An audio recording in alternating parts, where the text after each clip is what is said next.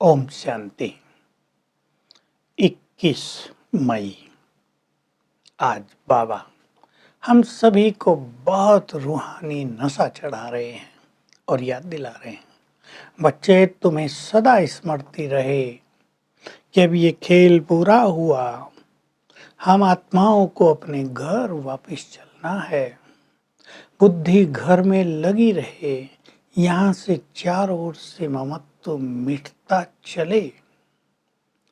उन दिनों गीत बजा करते थे महावाक्यों से पहले। बहुत सुंदर गीत था वो, कौन आज आया सवेरे सवेरे। तो बाबा कह रहे, ये तुम बच्चे अतीन्द्रिय सुख में स्थित होकर मन से गीत गाते हो कि आज सवेरे सवेरे हमारे पास कौन आया है। तुम जानते हो स्वयं भगवान आ गया है। जिसको हम याद करते थे, जिससे हम मिलना चाहते थे, वो आ गया है।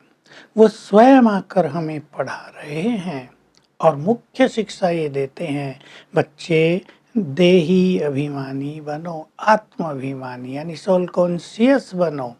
इससे तुम सदा अतीन्द्रिय सुख में रहोगे।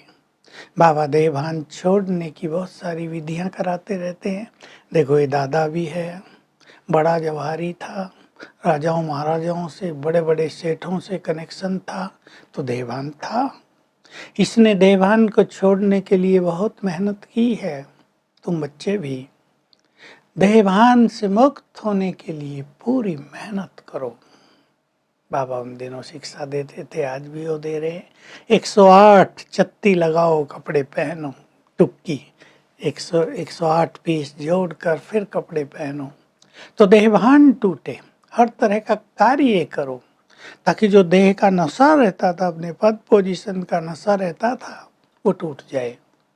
तो बाबा याद दिला रहे हैं, मैं आ गया हूँ बच्चे, भारत को पुनः स्वर्ग बनाने। इस भारत की बहुत महिमा है। ये पवित्र भूमि है, ये देवी देवताओं की भूमि है। तुम इस पर राज करते थे तब ये भारत बहुत छोटा था। देखो अब कितने करोड़ लोग और तब केवल 9 लाख। सब परमधाम में चले जाएंगे। तुम्हारा राज रावण ने छीन लिया था। ऐसे नहीं कोई लड़ाई की थी। रावण माना 5 विकार। हम विकारों के वश होते गए, राज छूटते गए, संपदा जाती रही, पद पोजीशन नष्ट होते रहे। अब मैं फिर से आया हूँ तुम्हें योग बल से राजाई देने के लिए। तुम योग बल कमा रहे हो। तुम देवी देवता थे। मंदिरों में जाकर लोग गाते हैं, हे देवी देवताओं।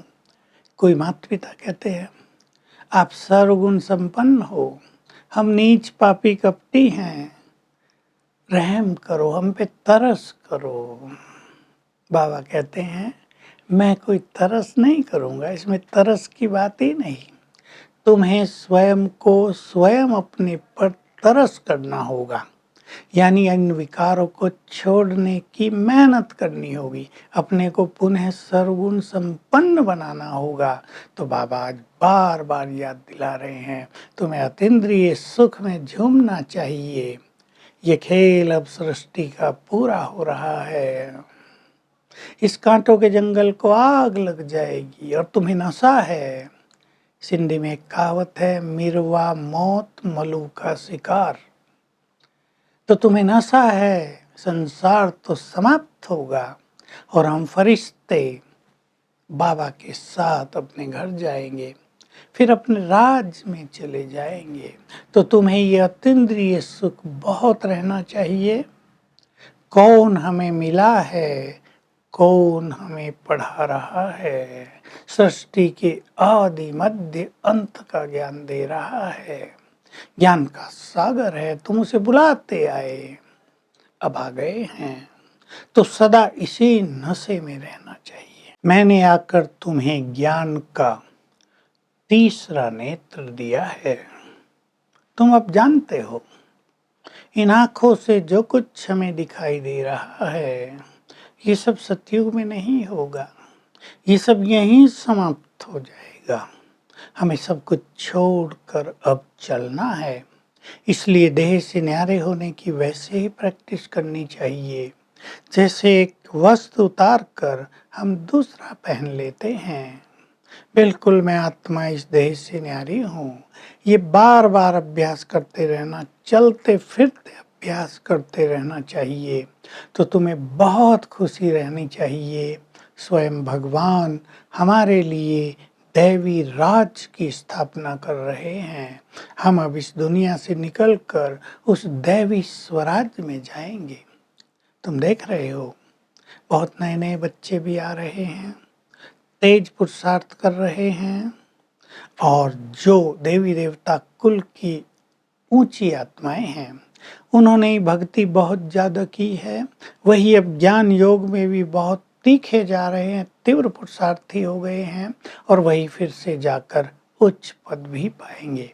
तो तुम्हें घर घर में प्रदर्शनी लगा देनी चाहिए, गांव गांव में ये प्रदर्शनी करनी चाहिए। तुम्हारी बहुत बड़ी सेवा है। सबको तुम्हें ये ज्ञान देना है, ये ईश्वरीय पैगाम देना है, योग सिखाना है, सुख शांति का मार्ग दिखाना है। तुम जितना अच्छा स्वयं अभ्यास करेंगे, जितने अतीन्द्रिय सुखों में रहेंगे, उतना ही तुम्हारी सेवाएं भी फलीभूत रहेंगी। तो अतीन्द्रिय सुख, सुख तो यहाँ भी बहुत होते हैं, लेकिन इंद्रियों से परे का जो सुख है, आत्मिक सुख, वो हमें प्राप्त करना है। और वो होता है जब हम ज्ञान की जो नशे की बातें हैं उन्हें चिंतन करके स्मृति में रखते हैं, तो मन एक आंतरिक खुशी में झूमता रहता है। उसको अतीन्द्रिय सुख कहते हैं। और जितना जितना हम सोल कॉन्शियस होते जाएंगे, ये अतीन्द्रिय सुख बढ़ता जाएगा। इन दो बातों की हम सबको प्रैक्टिस करनी है। वरदान: न्यारेपन की स्थिति का अभ्यास करते हुए साक्षात्कार कराने वाले सहज योगी भव।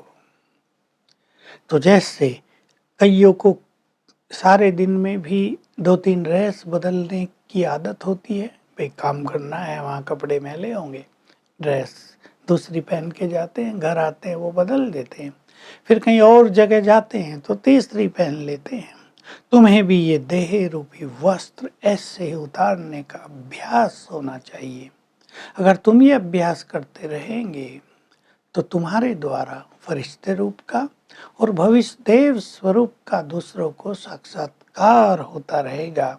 और इस न्यारेपन के अभ्यास से तुम सहज योगी भी बन जाएंगे। स्लोगन में समय का महत्व बताते हुए कहा गया है, संगम युग का 1 सेकंड भी गंवाना माना 1 वर्ष गंवा देना, क्योंकि इसमें हम श्रेष्ठ पुरुषार्थ कर सकते हैं, श्रेष्ठ भाग्य बना सकते हैं।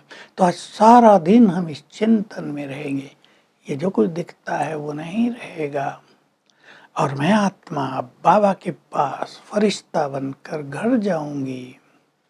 देह से न्यारे होने की बार बार प्रैक्टिस करेंगे।